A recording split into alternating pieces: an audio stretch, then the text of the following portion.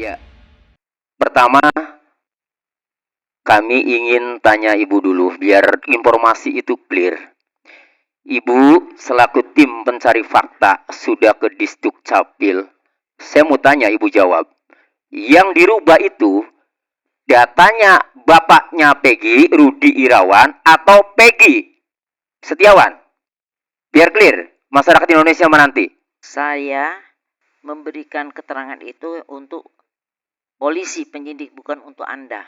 Ya, tapi kalau tidak dijawab ya. Untuk apa kalau tidak dijawab ya, persepsi Anda ini dinilai oleh publik seolah-olah Peggy Setiawan. Dari dulu saya tunjukkan kalau Anda sudah mencari data di Disduk Capil, tunjukkan kalau yang dirubah adalah Peggy Setiawan.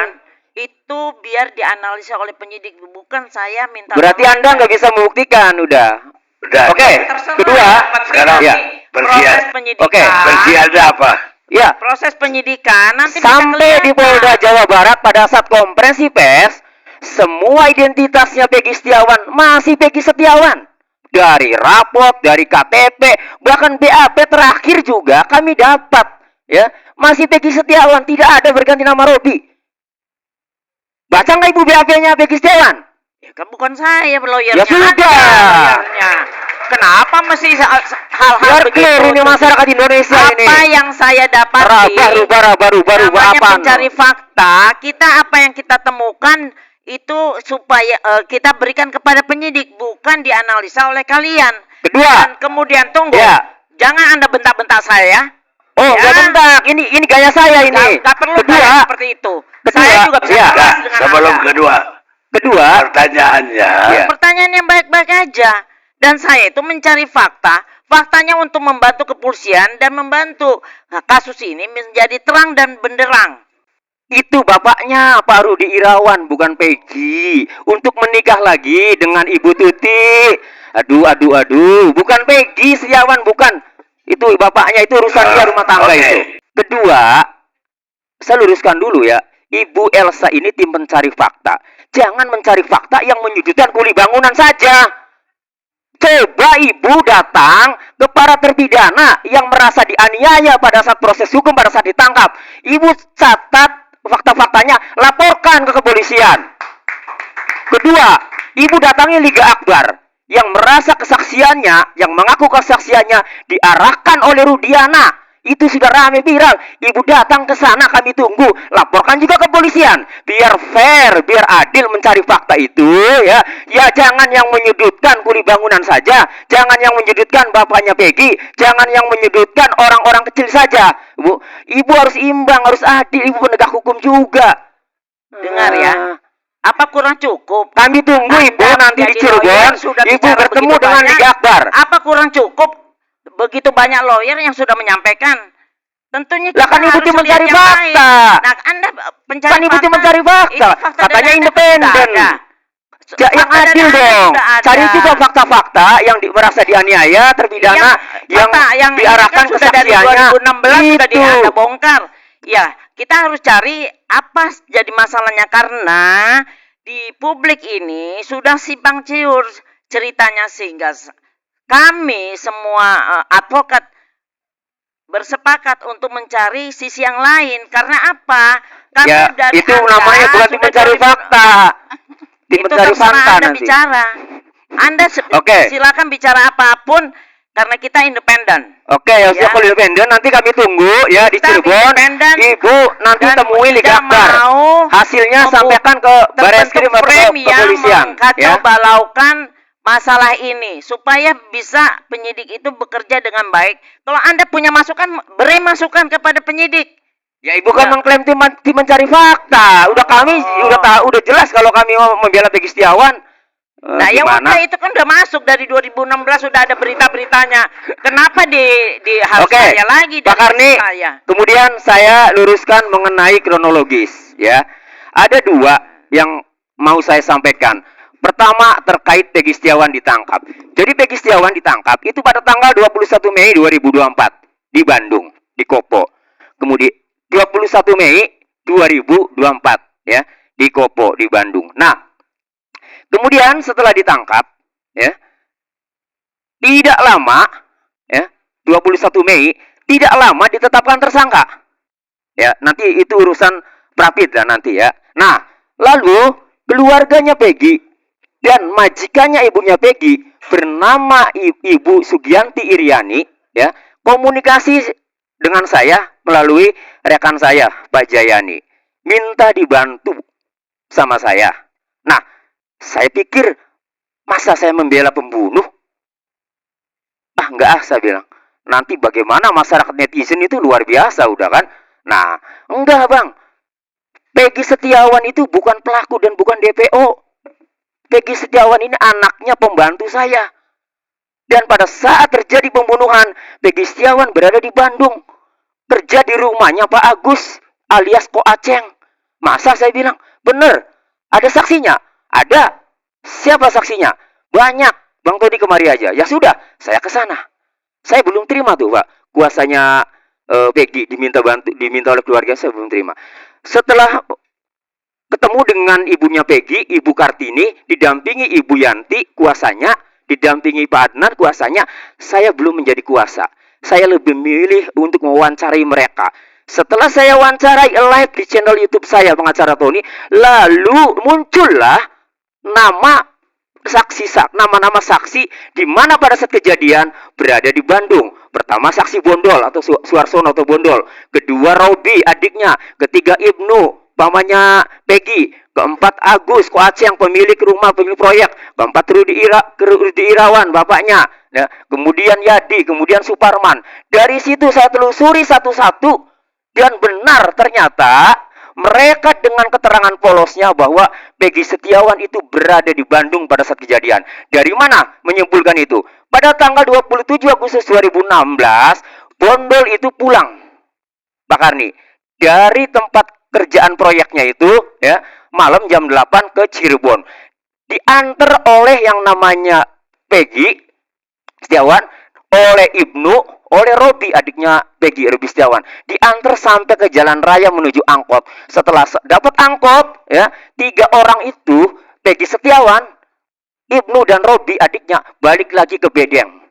Sementara Bondol ke Cirebon. Sampai di Cirebon jam 11 malam. Begitu mau pulang ke rumah, melihat rame-rame di jembatan Talun Flyover itu, yang pada saat itu orang semua menyangkanya kecelakaan. Kemudian dia pulang ke rumah. Setelah sampai rumah 3 hari kemudian, Bondol mendengar bahwa rumahnya ibunya Peggy Setiawan digerebek oleh anggota dan diamankan 2 unit sepeda motor, 1 Suzuki Smash warna pink, yang 1 Jupiter dibawa oleh polisi. Jupiter ini motor yang dipinjam dari pamannya Peggy untuk nyetep karena motor Smashnya nggak bisa dijalankan sudah lama. Ya. Nah, kemudian Bondol dengar, datanglah ke ibunya Peggy. Ibunya Peggy mengatakan polisi itu mengatakan pelakunya menuduh Peggy. Lah, pada saat saya pulang Peggy itu ada di Bandung, nganter saya sampai angkot jalan raya lalu balik lagi. Kenapa bisa ingat? Karena tadi kecelakaan pada saat Bondol nyampe jembatan, kan, melihat kecelakaan rame-rame tadi, kemudian 3 hari kemudiannya, kan, digerebek oleh polisi, sehingga sangat ingat si Bondol itu memang pada saat kejadian itu ada di sana, ada di Bandung karena nganter Bondol itu. Nah, lalu siapa yang menyebutkan atau yang menyeret-nyeret nama Peggy Setiawan? Kemudian saya bacalah putusan pengadilan. Ada 3 putusan pengadilan. Nomor 16 PIT tahun 2016 putus Oktober ya, atas nama terdakwa Saka Tatal anak. Kemudian yang kedua, nomor 4 PIT atas nama Hadi Saputra dan kawan-kawan, ada 5 orang, ya. Kemudian satu lagi nomor 3 PIT tahun 2017 atas nama Rivaldi Aditya dan Eko Ramadhani. Dari 3 putusan itu, ya, tidak ada nama mengerucut kepada Peggy Setiawan. Yang ada adalah Peggy alias Perong. Nah, Peggy alias Perong itu di seluruh saksi itu tidak ada yang menjelaskan bahwa ini Peggy alias Perong itu adalah Peggy Setiawan dengan ciri-ciri. Dan itu dibuktikan dengan penetapan DP oleh Polda pada tanggal 14 Mei 2024 Polda Jawa Barat menetapkan 3 DPO, 1 Andi, kedua Dani, dan 3 Peggy Peron. Saya khusus ke Peggy Peron. Ciri-cirinya, rambutnya keriting, tinggalnya di Desa Banjarwangun, Kecamatan Mundu, Kabupaten Cirebon, tinggi badannya 160, umurnya 2024-nya 30 tahun. Yang ditangkap ini Pak Karni, rambutnya tidak keriting Peggy Setiawan. Tinggalnya juga tidak di Banjarwangun, tapi di Desa Kepongpongan, jauh kecamatannya Kecamatan Talun kalau Peggy Setiawan. Sementara Peggy alias Peron itu di Banjarwangun, Kecamatan Mundu. Kemudian tinggi badannya juga beda. Peggy Setiawan ini tinggi badannya 165, di situ 160. Nah, lalu dari mana kemudian Polda Jawa Barat menetapkan DPO? Ternyata dari pengadilan. Lalu dari pengadilan dari mana? Saya telusuri lagi. Saya baca di BAP-nya Rudiana, Pak Karni. Rudiana itu menurut kesaksiannya baik di BAP maupun dalam putusan pengadilan 3 putusan tadi, bahwa ia saat itu sedang berada di rumah. Dapat telepon dari Aibtu Sulaiman menanyakan, Pak Rudiana, anak bapak namanya siapa? Dijawab oleh Pak Rudiana, namanya Muhammad Rizki. Oh, kalau begitu anak bapak ada di rumah sakit RSUD Gunung Jati. Datanglah malam itu ke RSUD Gunung Jati. Setelah ditengok, benarlah anaknya. Informasinya kecelakaan. Lalu Pak Rudiana besoknya malam itu langsung mengecek ke Polsek Talun. Setelah nyampe Polsek Talun, ya, motornya masih benar. Dia janggal kalau ini kecelakaan, kok motornya nggak hancur. Akhirnya tanggal 31 Agustus, ya, Pak Rudiana ini mendatangi AF ke TKP. Setelah ngecek TKP tadi ke Polsek, kemudian 31 Agustus ke TKP lagi, ketemulah dengan saudara Aib dan saudara Dede. Saudara Aib mengatakan bahwa semalam pernah ada ribut kejar-kejaran di SMP 11 Perjuangan. Di situ. Lalu Pak Rudiana ini, kalau orang itu ngumpul lagi, kabari saya. Jam 10 itu, Pak. Tanggal 31 Agustus. 2 jam kemudian, berarti jam 12. Ya.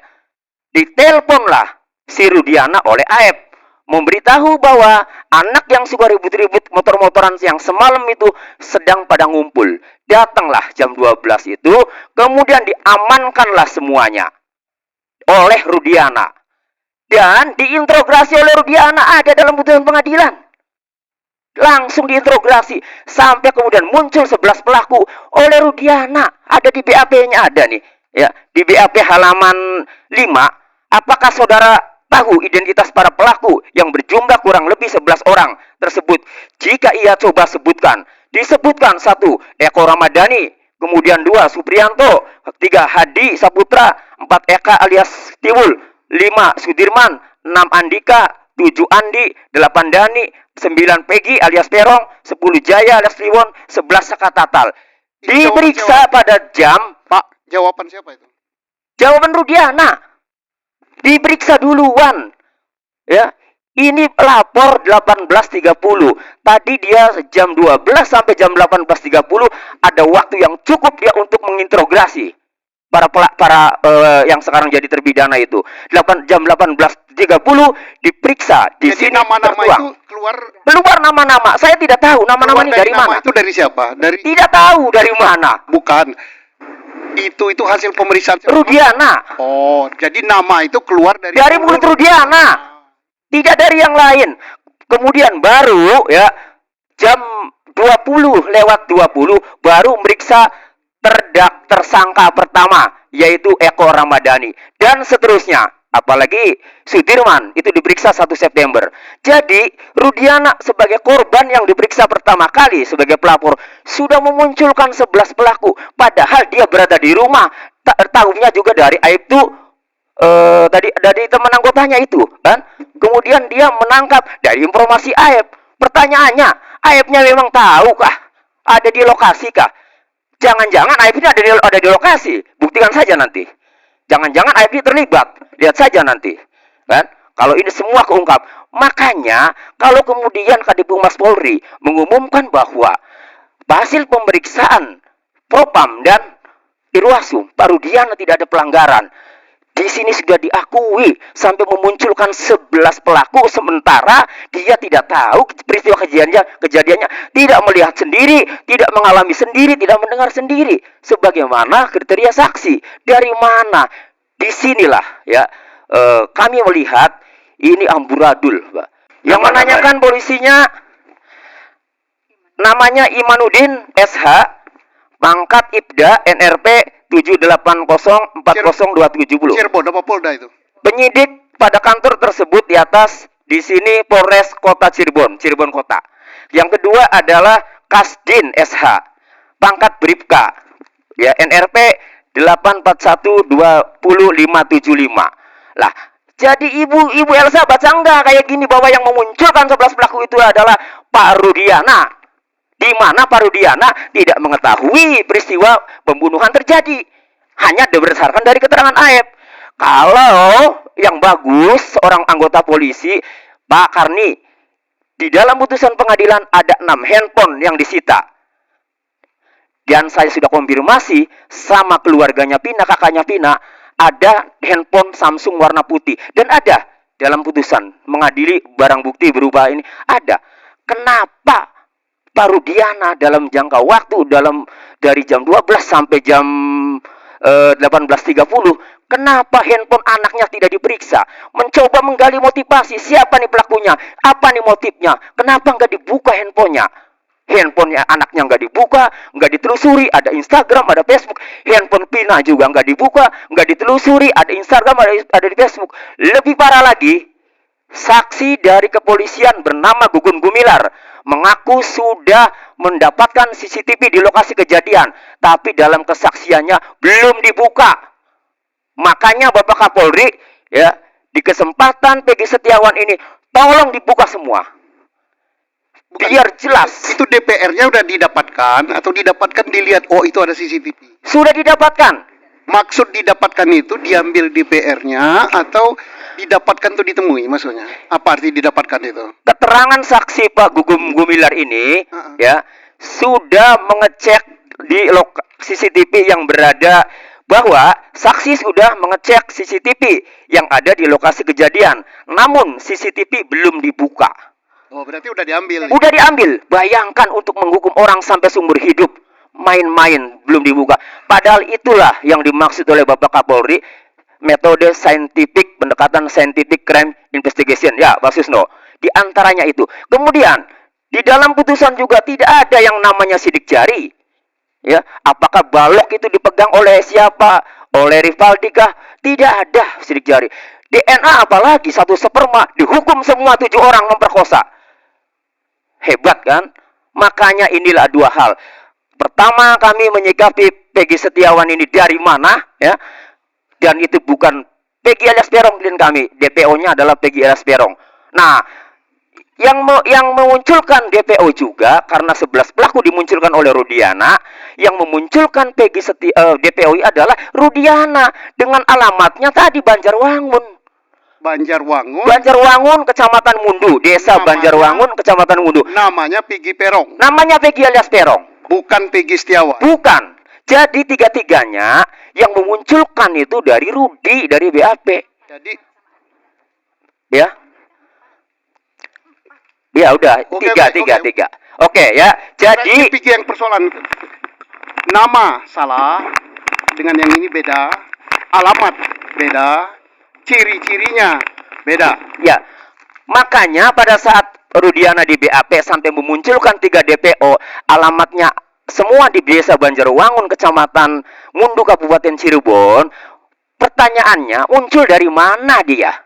Lalu kemudian ditindaklanjuti oleh Polda Jawa Barat dengan alamat identitas yang sama, dengan ciri-ciri yang tidak tahu karena di sini tidak ada ciri-cirinya. Nah, jadi kami melihat, ya sudah, kalau Polda Jawa Barat berarti tidak menangkap DPO sesuai alamat itu. betul Tidak sesuai dengan ciri-ciri, itu. iya, Tidak sesuai dengan ciri-ciri itu. betul. Itulah yang lagi kami perjuangkan, Pak Karni, bahwa Peggy Setiawan ini bukanlah Peggy alias Perong. Jadi salah tangkap kami menyebutnya itu. Itu Pak Susno. Satu kelurahan atau lain kelurahan? Satu kelurahan dalam DPO keterangan Rudiana itu. Peggy Peron yang dicari dengan Peggy Setiawan yang ditangkap ini. Oh, jauh. Beda kecamatan. beda kecamatan. Jauh. Beda kecamatan. Jadi kalau dalam DPO Peggy alias Peron ini Desa Banjarwangun, Kecamatan Mundu, Kabupaten Cirebon. Kalau Peggy Setiawan, klien kami yang ditangkap ini ya, itu Desa Kepongpongan, Kecamatan Talun, Kabupaten Cirebon. Jauh sekali. Baik, baik. Pertanyaannya, sekarang ada ke pra-peradilan. Ya. Dan kemudian pra-peradilan dari pihak Polda kan tidak hadir. Betul. Apa tanggapan Anda? Ya, tanggapannya ada dua. Karena kami tidak pernah mendapatkan jawaban, tapi kemarin itu dari Polda sudah melakukan konferensi pers, katanya ada waktu yang berbenturan. Tapi itulah, silakan, itu jawaban dari penyidik Polda. Tapi bagi kami ini praktisi ya Pak Karni, sudah sering lah jadi kuasa hukumnya pelapor, pernah jadi kuasa hukumnya tersangka ya pernah ya. Artinya kami berpendapat begini, yaitu sah-sah saja mungkin kami berpendapat itu adalah satu strategi mengulur-ngulur agar dalam waktu 1 minggu ini kan lumayan jaksa mempelajari berkas, harapannya penyidik segera P21. Mereka tidak ngotak kalau yang diberikan seperti itu. Ini sudah menjadi sorotan publik. Ini bola panas. Makanya sinyal Kapolri bahwa hati-hati karena penyelidikan terdahulu juga tidak mengedepankan scientific crime investigation. Artinya apalagi sekarang. Itu sinyal dari Bapak Kapolri agar jaksa penuntut umum hati-hati. Ini mau dibenahi di internalnya dulu penyidikannya. Jadi meskipun kami menilai bahwa ini ada strategi untuk mengulur waktu supaya cepat P21, supaya cepat sidang, tetapi kondisi saat ini yang disorot publik juga membuat jaksa penuntut umum, saya yakin pasti berhati-hati, sehingga tidak mungkin harapan dari penyidik kalau itu strategi ya, kemudian cepat P21. Kedua, pendapat kami ya, ini akan diuji publik, tonton publik, bisa saja alat buktinya itu masih belum yakin. Kenapa? Karena pada saat kami mendampingi Dede Kurniawan yang terakhir diperiksa di Polresta Cirebon, masih menggali motif Pak Karni. Yang awalnya di Polda itu motifnya seolah-olah geng motor, kemudian terakhir pemeriksaan saksi Dede Kurniawan yang dicari motifnya apakah Peggy Setiawan ini anggota Jack Mania garis keras atau tidak. Tidak didapat karena bukan anggota Jack Mania garis keras. Jadi saya melihatnya ini masih bingung. Silakan saja tonton nanti.